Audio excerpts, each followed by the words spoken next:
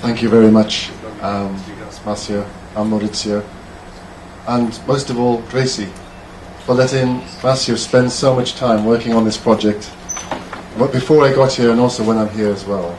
So thank you very much for that, and thank you to all of you for the hospitality that you've shown since I've been here. My benchmark for hospitality in the world was always Italy. Whenever you go there, they always kiss you, and they always greet you in and give you beer and pizza. And then you come here, and now it's Brahma and Picanha, and you name it. And not just the first time, but every time they see you, they kiss you. And as a Welsh boy, which is the equivalent of being a Mineiro in Brazil, a Welsh boy is the same to England. So for me, I feel very much at home here. And this is my 4th time in Brazil, and it'll definitely not be my last. So thank you so much to IEAT for bringing me here. And I had the excuse of being here because, as Matthew just mentioned, the scanner is here. And of course, I want to come and work with you guys and with the scanner. So during the next 45 minutes, I'm going to be talking about looking inside the brain and using these magnetic resonance methods to actually look inside the brain. If I could have these lights. Oh, they're down. Look at that. So there's me, much younger, as you can see, with one of these machines. It's a General Electric magnetic resonance imaging machine, just like the one that you have in your hospital here. So I think almost every image I'll be showing you today is possible to collect already within Belo Horizonte, either on a 1.5 Tesla GE within downtown, or on the your new 4.7 Tesla machine that we're bringing, as I said, we just brought from London. So keep that in mind. It's not as if that you have to wait 10 years for the technology to catch up in Belo Horizonte. You have all of the expensive hardware here. So those machines are expensive, but I think the effort is worth it. This is the sort of image that one can collect. So hopefully you can see what this is. This is a brain, and this is collected at a resolution of about 1 millimeter in every dimension, and that takes a few minutes to collect. So as you can see, the beautiful detail of the brain stem, the tissue, the corpus callosum that connects the two hemispheres, and the cerebellum, which is normally working until you have too many Brahma beer, and then it starts to go wrong. So CAT scanning, CT scans, X-rays, okay, effectively for brain imaging is a thing of the past. You might do a small number of investigations for things like stroke, acute stroke, to look at hemorrhage, but magnetic resonance is the method of choice in the routine clinical environment for most of our experiments. But it's expensive. I mean, these scanners can cost anything from 1 million to 10 million US dollars. So the joke that we often have is we buy the machine, okay, and then the first thing you have to do is run some tests to pay for it. So why would we bother? Why would we bother with such an expensive piece of equipment? So over the next 50 minutes, I'm hopefully going to persuade you why it's going to be important. The World Health Organization last year did a survey and they asked the question, by 10 years from now, what are going to be the most expensive disorders, or what's going to be the greatest burden on society in terms of health or disease? And as you can see down that list, of the first 5, 4 involve the brain. So if you're working in neuroscience, this is the place to be for the next 10 years. So we need to be able to understand more about the biology, the chemistry, the physiology and the function for everything from depression to dementia, addictions, etc. So we need to be able to do this. Of course, with the brain, you can't just take a tissue sample. You can't biopsy a healthy brain. So this is where the non-invasive imaging really comes to play. So the first example of this technology in psychiatry started in the early 90s with a guy called Nick Fox in the Dementia Research Group in London. He scanned patients that were at high risk of developing Alzheimer's. He scanned them in 1993, 1994, 95 and so on. And what he was able to show, that the brain was losing tissue, atrophying, becoming smaller, from one year to the next, earlier than the clinical signs. So you could see the brain changing before the clinical signs became apparent. So if you're developing a treatment to either slow down the rate of tissue loss, or have we lost sound? I think everyone's there. If you develop a technique or a methodology to reduce the rate of tissue loss, or perhaps protect against this happening, or even regenerate some of the tissue with stem cell technology, this might be the way forward. But of course, many of our subjects may not lie still inside the machine. And this is where the engineers and the physicists come in. So the routine way to collect a brain scan is like an old-fashioned television, where you build up one line of information, followed by the next, and this may take several minutes to collect. And if the subject is moving, which is often the case with a digital camera, when you take a picture of your child when they're running around, you will end up with a blurred image. So this was a challenge for the engineers and the physicists. So we said, can we come up with a method which is insensitive to head motion? So whether you're a child with attention deficit or an elderly patient with Alzheimer's, we should still be able to get a pristine image. And how we did this was to collect one line or one blade of information on a propeller, as we call it. Then we come back and collect another line, and there's a common reference point for each blade. Therefore, if you move during the course of the scan, you can correct one blade relative to the other, and in this case, the same subject is moving just as much on this side, but we can still get some useful information. So if you're interested in looking at preclinical models where the subject is not unconscious, not anaesthetized, this might be the way to do it in the future as well. So having your own scanners, having your own machines, collecting data, seeing the problems, which you'll now be able to do, starts to get you thinking about what are the important questions that we need to address for clinical practice. Why do we bother with all this effort in psychiatry? Well, if we just take one little bit of the brain, which I think most of you will know about, the hippocampus. If we look at Alzheimer's, the tissue loss is quite dramatic in that part of the brain. And we said, well, let's look across the whole literature. Let's look across some other psychiatric disorders. And often people have said, well, for one paper which says there's a hippocampal tissue loss, there's another one that says there isn't. But when we did this meta-analysis, you could see, for example, in major depression, that hippocampal volume loss is there. It's there, not as bad as in Alzheimer's, but it really is there. And that changes and that reduces as the depressed patient recovers. So not only do we have a trait marker here, we have a state marker here. So if you're a psychiatrist and someone presents with mood disorder for the first time, you don't know whether they've got major depression or bipolar. So the common practice might be to prescribe Prozac, an antidepressant, for this. Now the problem with that is that if they have bipolar disorder, they're going to have a manic attack if you give them SSRIs.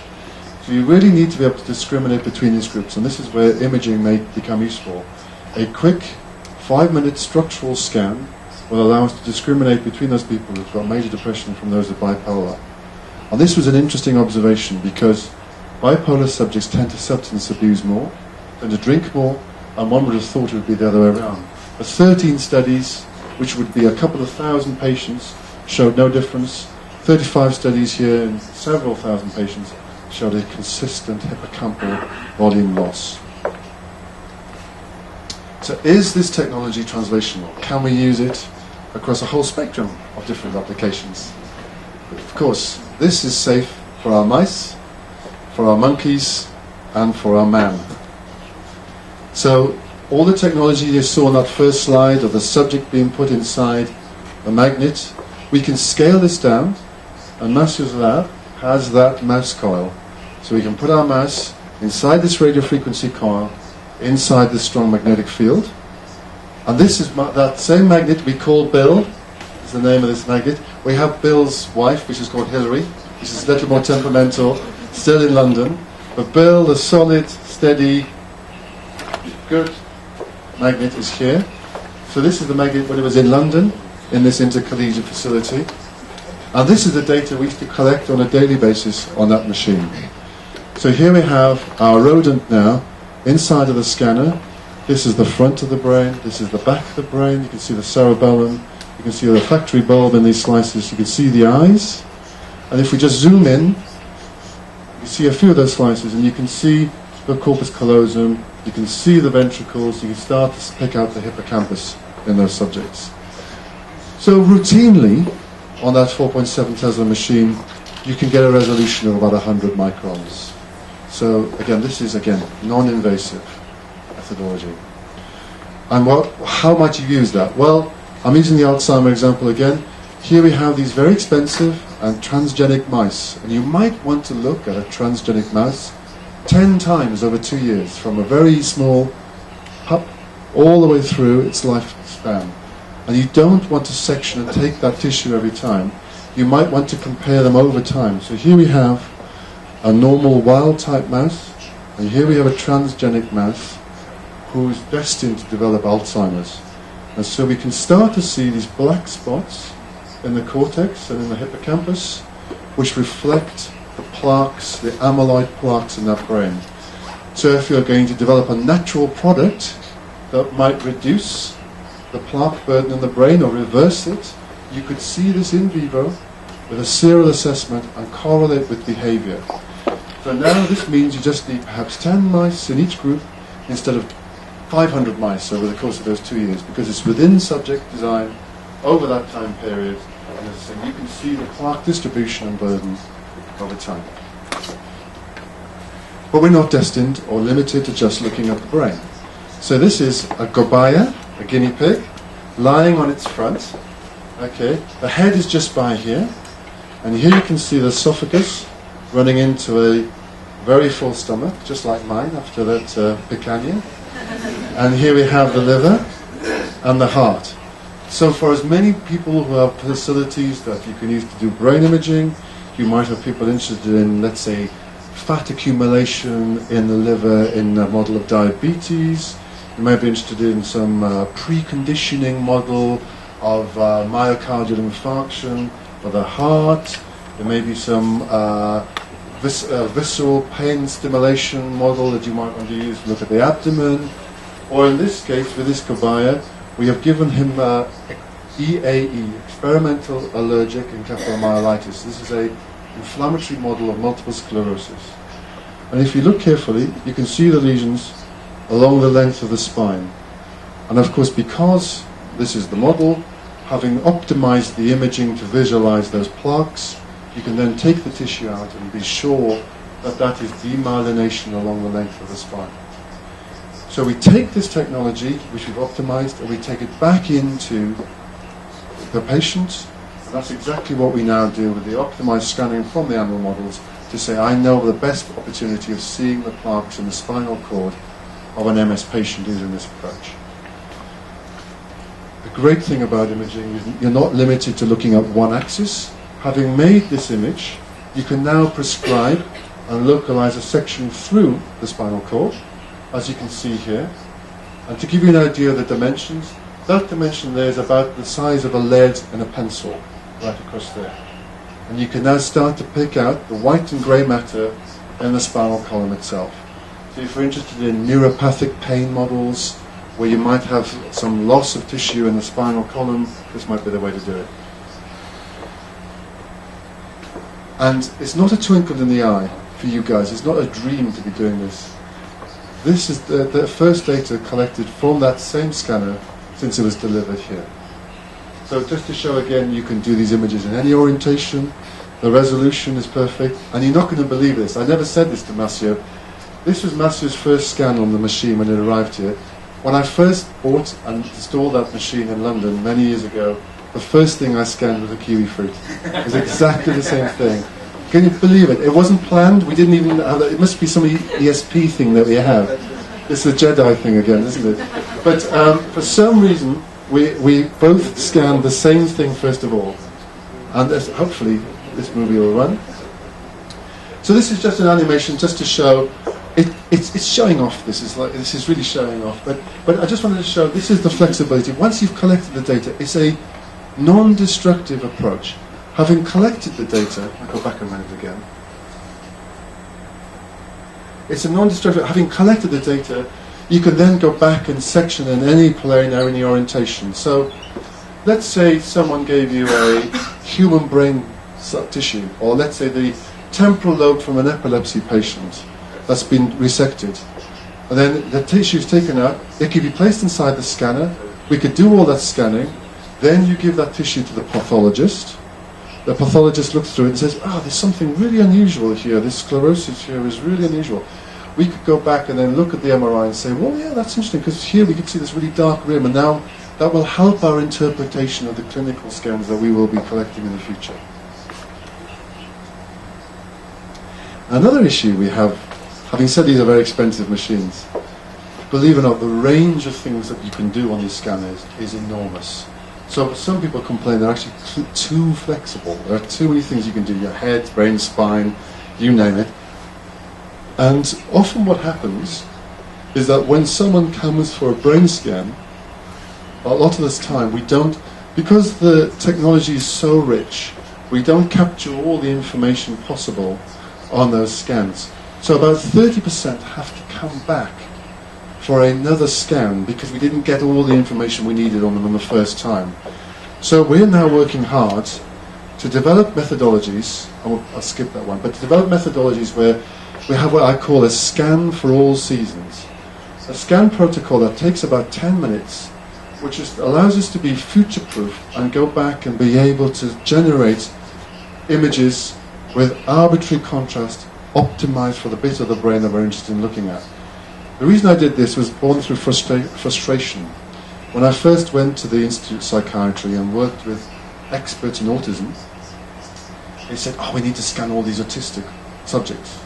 I said, okay, so which bit of the brain do you think is affected? And I went, amygdala. So we optimized the scanning for amygdala. 2 years later they said, no, it's the cerebellum. And then 2 years later they said, no, it's the orbitofrontal cortex. And so through frustration we said, well look, we're going to make a protocol which doesn't matter what you think it is, we'll collect the scans and be able to go back and generate the synthetic image which is optimized for the regions of interest post hoc. So this could be done on the animal scanner or the human scanner as well. So this is just a nice example of it in practice where each of these images might have taken 10 minutes to collect, where we've tweaked the contrast between the white and the grey and the fluid, but instead of having to second guess the sort of images we're going to need to collect, we actually do that protocol I mentioned on the previous slide, and then we can synthesize images that look very similar to the real data if you collected it normally. So this is something that we've worked on very recently. And there's a benefit, there's an added bonus to this experiment as well. And I know Massimo and the team should be able to do this because I saw some of his preliminary results the other day. There's another bonus with this methodology. You can make the MRI scan, and now for the first time, instead of just looking at the fluid in the ventricles and in the tissue, you can also start to pull out the water that relates to the myelin layer. So this myelin layer, we need to have it to be able to have nerve transmission along the length of the axon. So if you have something like multiple sclerosis, then you have a loss of communication. So these signal characteristics are very specific to the water that's around the myelin, around this fatty sheath on the nerve.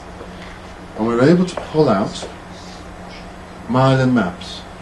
So normally, when we look at MS patients, we make an image where we eliminate all the fluid signal, and any bright regions left around the ventricles would be MS plaques. And this is another example over here. Now, the problem is that often we can see this person has MS, we can see this person has MS, but this person has less plaques, but is more disabled than this subject over here. I think that's because we're only seeing the end stage of the disease on these scans. You're only seeing the black holes, what's left after you've lost all the myelin in the area. So now we've developed a method, that myelin water imaging method, which allows us to see where is the low myelin water fraction. And you can see in this subject that the loss of myelin water is much more widespread than in the early acute phase as opposed to the more chronic stage here. And when you actually do a correlation with the disability scores, you find that there's a very strong correlation with the myelin water loss or the myelin loss seen from these scans and the disability, that better than what we were doing with MRI. So again, we're doing all this in humans, but we need to go back and do all this in animal models of dysmyelination, and that's where the animal 4.7 Tesla scanner comes in. And we're not just doing it in the brain, but of course we need to do it in the spine. And we look at this myelin water fraction, you can see this loss of myelin here, which is not apparent on the conventional image.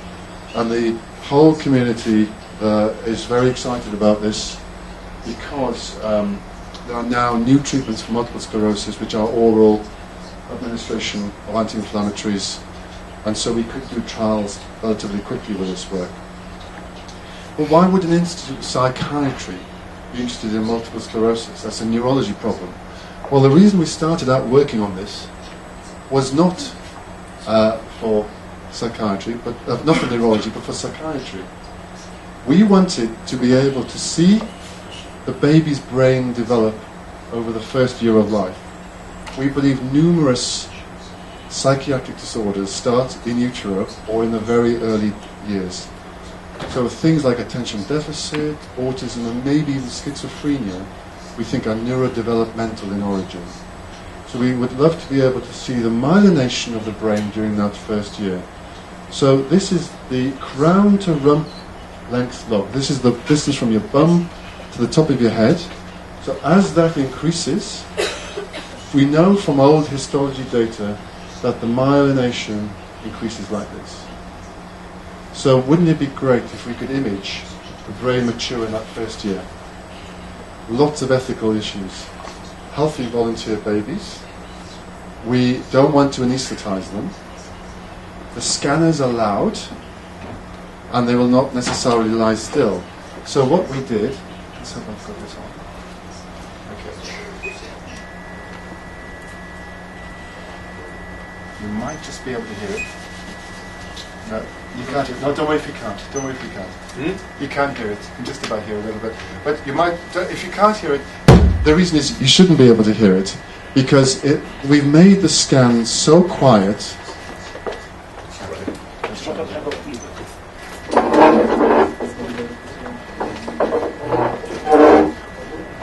We're going to have sound as well now. Okay. Here's the sound. Okay. Let me just pop it in there. Okay, I'll turn that down a bit.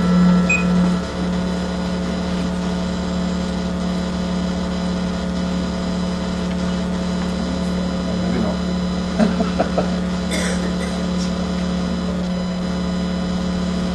No, maybe not. No, I don't think it's. Never mind. Okay, I'll check it out. But anyway, the idea is that it is so quiet that the babies do not wake up. The mothers and fathers can be walking around the scanner room whilst we're scanning the data. The only thing that we have to do is play very low white noise during the course of the scan so we don't suddenly startle as we start the scanning procedure. And we can collect imaging data of the same baby over the course of the first year of life. And so here we have on the next slide an example. So here's a baby at 3 months old, all the way up to 9 months old.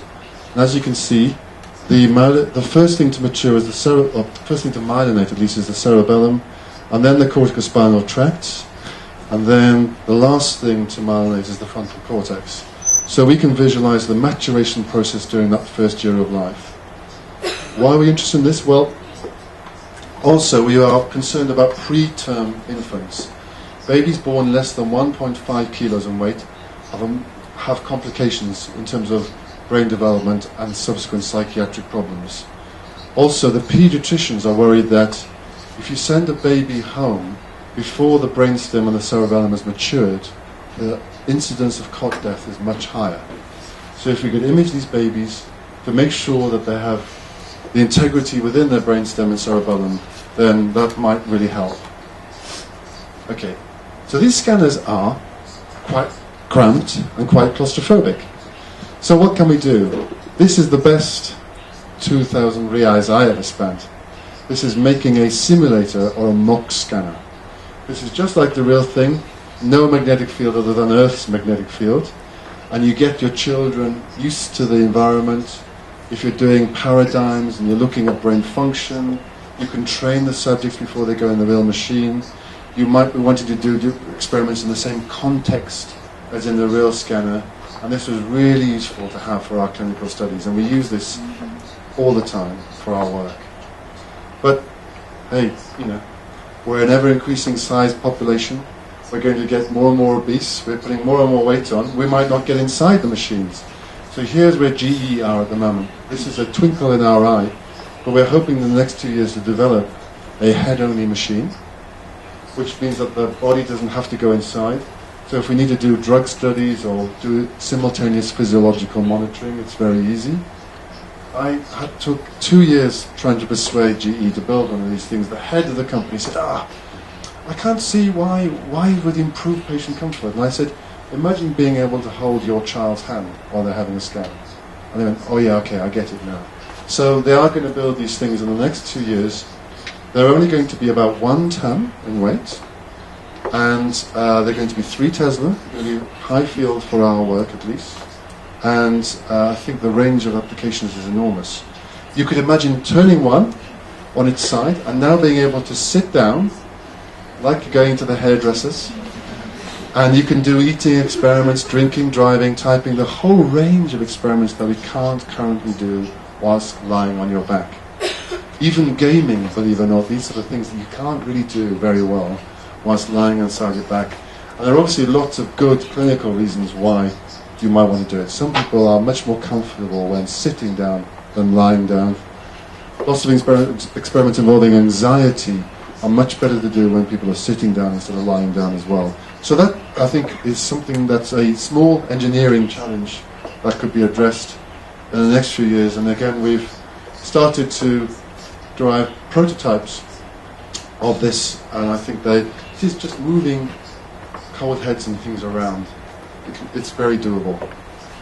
But I get the impression that it would be more doable in Brazil than it is in England sometimes, with our engineering limitations, but I'll tell you more about that later. Okay. Functional MRI. This is another subtype of magnetic resonance imaging. The thing that you'll learn about magnetic resonance is that it has more makeovers than Madonna. Okay? Every year there's a new type of MR method that comes along that revolutionizes the whole of neuroscience. And nearly 20 years ago now were the first functional MRI experiments where you could see the brain thinking. So how does functional MRI work? You take your subject, you place them inside the machine, and in a passive state you can interrogate the oxygen to deoxyhemoglobin to hemoglobin ratio within the brain. So nature has given us this natural MR contrast agent. So you can make your MR scan, and it will be sensitive to the amount of blue to red blood in the brain. So this would be the passive state. You collect an image in that state, and then you have an active state, and then you can compare the brain scan collected in the active versus the passive, and the difference between the two will be a small percentage, but that difference will show which elements of the brain, which part of the brain has a subtle local change in brain blood oxygen concentration as a consequence of the activity, and that's manifest as an fMRI change. So this is the bits of the brain that are active when you're driving, when you're doing visual spatial processing. So all Brazilians, apart from your motorcyclists, would have this area working most of the time. I've noticed that I think there's something wrong with the parietal lobes in your motorcyclists, or maybe they're multitasking and divided attention or something, but this is what bits of the brain would be used when doing that task, and that's some old data from our laboratory. So in the same way, you could use this technology to look at the language system, motor system, when having to do pre-surgical planning. And again, this is already being done on the same machine in your university hospital to be able to decide whether it's possible to resect the tissue for a subject who has, let's say, temporal lobe epilepsy or a tumor, etc. Okay. So I think many of the people in this room are working on animal models of disorders and looking at animal behavior. And how does all this pull together, again, in terms of imaging? Well, for those people doing memory experiments, this is a classic behavioral test. This is the Morris water maze. This is where you put your mouse or your rat into a milky pond and you swim towards the platform. And after a few trials over a few days, you submerge that platform in the pond, and the mouse or the rat can remember where to swim because of these visual cues from around the room in which the swimming pool or the water maze is sitting. You could do things like make a hippocampal lesion, or you can give a drug like scopolamine to actually disrupt that behavior and impair their memory performance. So how are we going to do this inside the scanner? Well, we are now the cobaya. We are the guinea pigs. Here's a subject about to be placed inside one of our MRI machines. Here's the radio frequency coil around the head. This is what we're going to be scanning. He's looking back out of the room here, and he has a joystick, motor control, that he's going to be using. And what he sees when he looks out is this. Here is his water maze, or arena maze as we call it. So here we are, he is now having to walk towards that platform. We're scanning away the whole time. This is what we see. We're seeing what he's doing, we see where he's moving, but this is what he is doing. So we're collecting functional neuroimaging information whilst he's performing that encoding task. Now the great thing about this is that you can then put the subject back in that room, that virtual room, and we can look at the retrieval component. So this is the second part of the task, where now there's no platform, and we're scanning away, and he's trying to remember where the platform was, and he's going to be walking towards that platform. So with the fMRI, we're able to visualize and pull apart the two bits of the memory process, the encoding and the retrieval. So if you have a drug that you think is in some way enhancing memory, you can start to look at the specific elements of the memory process that you're improving with your drug. And if you did this in the rat or the mouse, using the conventional water maze first, then the translation to the actual early preclinical studies or clinical studies is quite easy. But that's not real life. When you have an Alzheimer patient, you can't do that experiment. So this is what we developed. Here we have eye tracking. The subject was told, go and buy some coffee in the supermarket. Okay? So here she is, she's lying inside the machine and she's going to her jars of coffee and she's having to decide which one to buy. She doesn't see that cross. This is us tracking, eye tracking, but we can see what she's doing on the screen. She has 4 different products to choose from, the price. So we can do these type of experiments as well. So now you're doing the functional MRI whilst they're lying inside the scanner, doing something that's more routine day to day. And this same technology is now being used by marketing and advertising companies.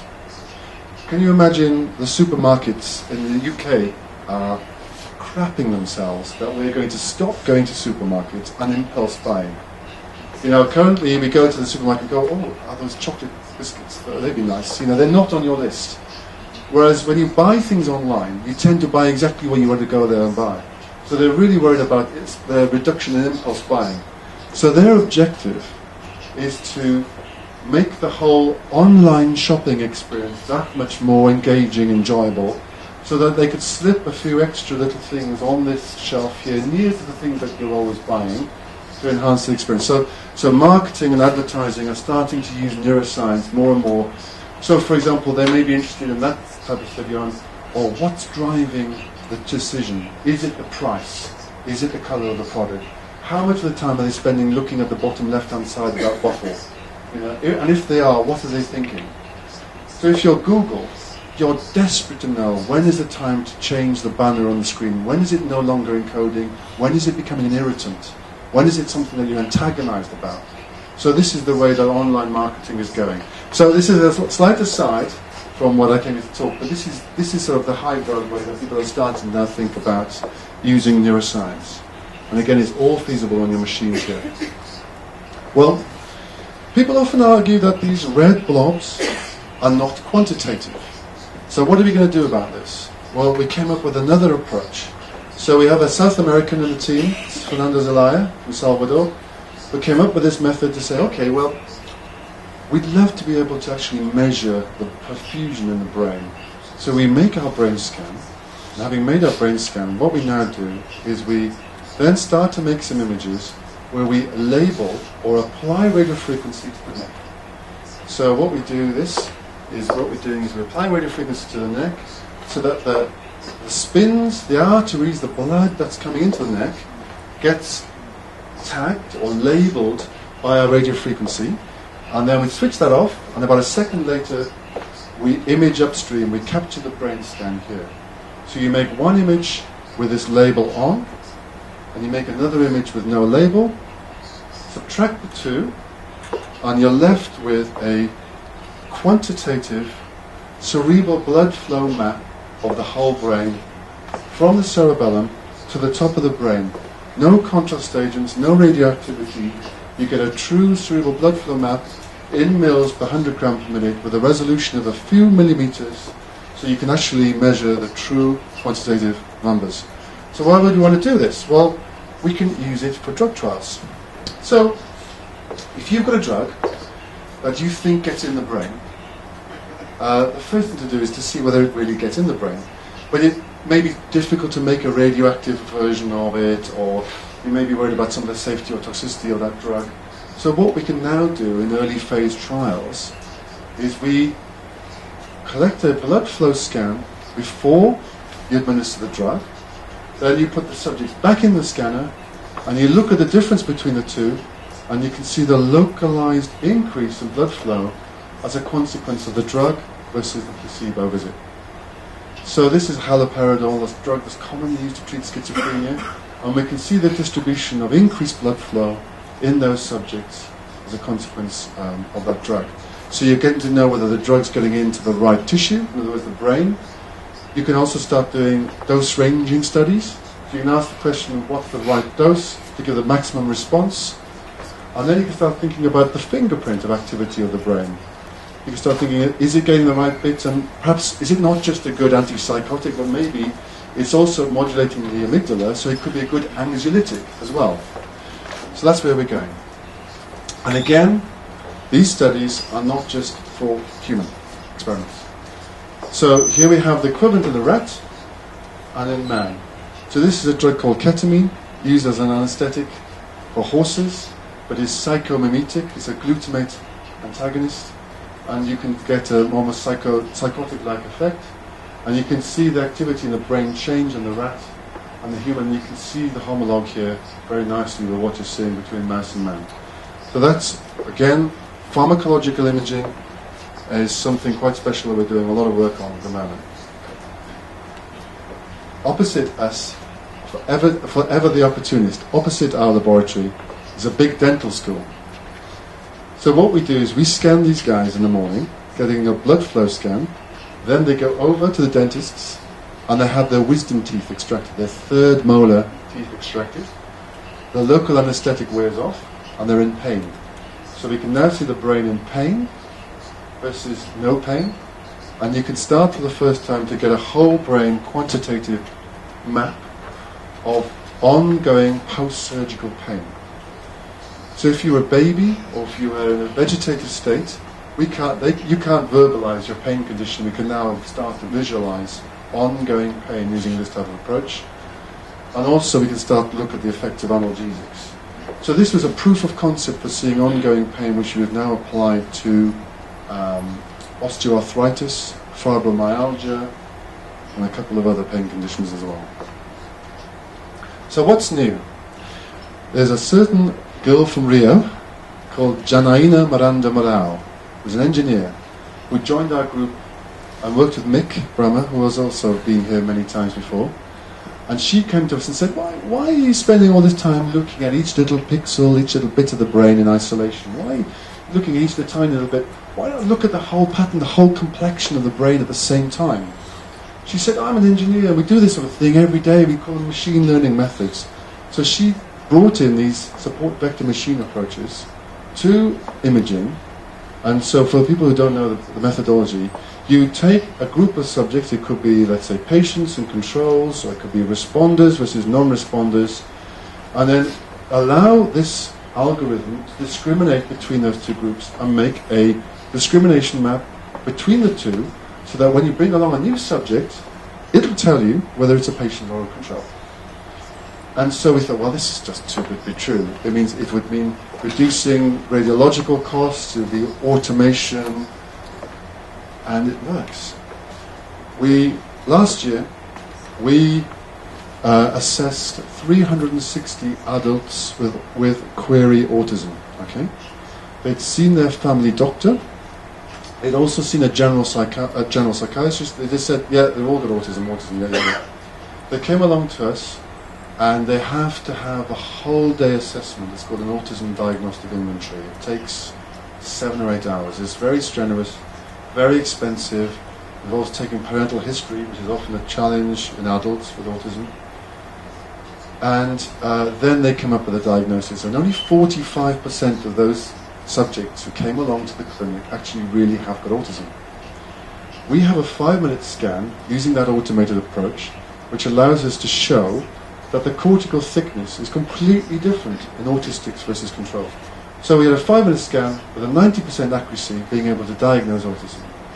So we could use this like a triage, like a very early stage assessment to say, okay, this person definitely hasn't got it, or this person definitely has got it. And so it's only those cases that you would struggle to classify, those ones that you then need to do all that intensive assessment on. So that produced a lot of press last year. Another obvious one, of course, is looking at Alzheimer's versus people with mild cognitive impairment. So this is a really tough one to discriminate. AD versus controls is easy. MCI versus controls is quite easy, but this is the most difficult to discriminate. Large sample size, and we had 75% accuracy of discrimination with this one type of imaging alone. And as you might imagine, it's the temporal lobes that really drives that classification. But as soon as you start to add other modalities, such as genetic information to that classification, then that went up to over 90%. So we really are getting somewhere. And I joked it with Janaina and the team recently. I said, if you're not careful, you're going to make imaging clinically useful in psychiatry. So this is something I've been striving to do for a long time, and we're getting there. Here's another example from depression. Let's see if everyone's still awake. This is all this fMRI experiment involves is, okay, everybody, hands up who thinks that's a female face. Hands up. 1, 2, 3. Okay, a few people. How many people think it's a male face? Okay, more. Great. It doesn't matter. It's a female face, but it doesn't matter. Because what we're doing is, we make it difficult because we crop the hair. What we're doing is we make someone look at that face and they go, male, female. Then another face will appear and they go, male, female, another face. What we're doing is we're changing from a neutral facial expression to a sad, slightly more sad facial expression here. And this is sort of implicit. And what happens is the depressed patients over-empathize with a sad face. And even though they're just doing a male-female gender judgment, we can actually accurately diagnose those people who've got depression using this type of paradigm in 5 minutes with that type of accuracy. And you think, well, okay, you can just ask them, are you depressed, are you not depressed? This is an expensive way of finding out. But what we can also do is we could predict with almost 80% accuracy who's going to respond to treatment, even before they start medication. Only about 50% of depressed patients respond to Prozac. And we could detect with almost 80% accuracy who's going to respond 6 to 8 weeks before they actually would respond clinically. People said, okay, that's amazing, but that's just a one-trick pony. Okay, so we did another study, exactly the same paradigm, and this time it wasn't a pharmacology, it was a talking therapy, 16 weeks of talking therapy. Again, same outcomes, about 50 to 60% respond to treatment, and we had 80% accuracy of diagnosis and prognosis again. So we could predict with almost 80% accuracy who was going to respond to 16 weeks of very expensive psychotherapy. And in that case, it wasn't just the functional MRI, but it was also the structural MRI that helped to discriminate. And the bottom line is the more pristine the better your hippocampus is to start with, then the more likely you are to respond to the talking therapy. So this idea of personalized medicine could come forward using this type of approach as well. So, on the last of my examples in this area, not just in psychiatry, but we're starting to use this type of approach in neurological conditions as well. So we want to use this as a positive control because we understand more about the pathology of neurological disorders. And we took 3 groups of patients, Parkinson's, multiple system atrophy and PSP, who all at presentation look very similar. And we were asked the question by the neurologists, can we discriminate between those groups at presentation rather than just wait a year before we know who's got what? And again, that seems to work very well using these machine learning approaches. So as Niels Bohr once said, prediction is very difficult, especially about the future. And that's something that we're hoping, that we're starting to get forward on at the moment. Okay, our last couple of slides. With the machine that you have, the 4.7 Tesla, you can also look at brain chemistry. So having made your brain scan, we can then localize to the tissue and actually start looking at the different chemicals in that part of the brain, or liver, whatever you're interested in. You suppress the water signal, and you can tease out N-acetylspartate, which is a measure of neuronal content and function, glutamate, glutamine, creatine, choline, some of the cerebral sugars as well. And why are we interested in this? Well, because we started following 500 young guys who are at high risk of developing schizophrenia. They're all in their late teens and early 20s, and they're in this at-risk mental state. They're not on any medication, but because of a family history, because of their behaviors, because they might have heard voices at some point in their lives, etc., they're at high risk. And about 10 to 15% of these will convert in a year. So we are monitoring these people, and we're finding that those at-risk subjects have a lower glutamate in their thalamus than the controls. And the lower this glutamate, the higher the risk of conversion. So we're starting to get away from the idea of just looking at dopamine now or dopamine antagonists for schizophrenia, and that's where the idea of looking at glutamate and modulation of glutamate is really moving forward in this field. But to finish, this is a Welsh lady, Catherine Zeta-Jones. I've been evangelical about what MR has to offer.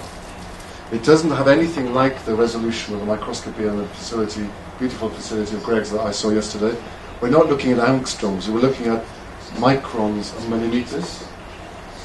And when we look at brain function, we're not looking at milliseconds like you can collect and see with EEG, we're looking at seconds.